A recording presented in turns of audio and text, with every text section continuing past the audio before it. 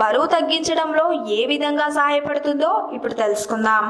బెండకాయలో ఫైబర్ సమృద్ధిగా ఉంటుంది.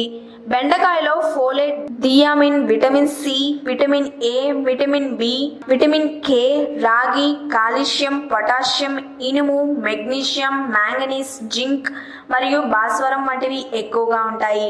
తక్కువ క్యాలరీలు, ఎక్కువ ఫైబర్ కలిగి ఉన్న బెండకాయ బరువు తగ్గించడంలో చాలా సహాయపడుతుంది. బెండకాయలో కరిగే ఫైబర్ ఫెక్టిన్ ఉండటం వలన చెడు కొలెస్ట్రాల్ ను తగ్గిస్తుంది.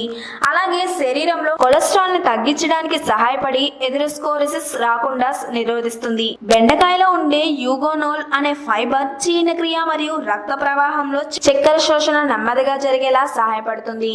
ఫైబర్ కంటెంట్ సమృద్ధిగా ఉండడం వలన జీర్ణక్రియ కద్దీకరణలో సహాయపడుతుంది. ఫెక్టిన్ ప్రేగుల్లో వ్యర్థాలను బయటకు పంపటంలో సహాయపడుతుంది.